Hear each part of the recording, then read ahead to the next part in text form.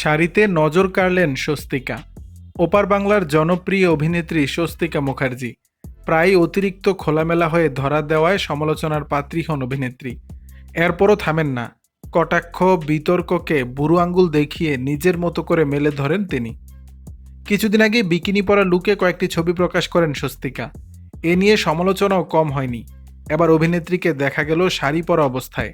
সেখানেও রেখেছেন উষ্ণতার ছাপ, যা নেট মাধ্যমে ছড়িয়ে দেয় মুগ্ধতা।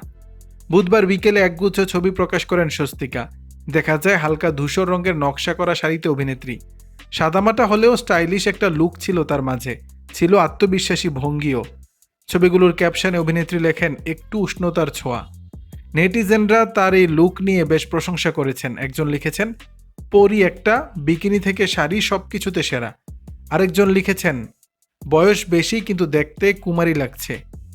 টলিউডের এই নায়িকা পর্দার বাইরেও তার পোশাক ভাবনায় বরাবরই সাহসী। শাড়ি হোক কিংবা ওয়েস্টার্ন, সব ধরনের পোশাকেই তিনি স্বাচ্ছন্দ্য বোধ করেন। তবে খোলামেলা পোশাকে হাজির হলে মাঝে মধ্যে কটাক্ষ আর ট্রলের মুখে পড়তে হয় অভিনেত্রীকে। সামাজিক মাধ্যমে ট্রল প্রসঙ্গে আগেও নিজের অবস্থান স্পষ্ট করেছেন স্বস্তিকা।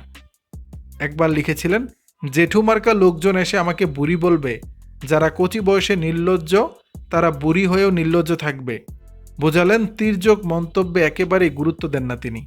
দর্শক, বিষয়টি নিয়ে আপনাদের মতামত জানাবেন নিচের কমেন্ট বক্সে।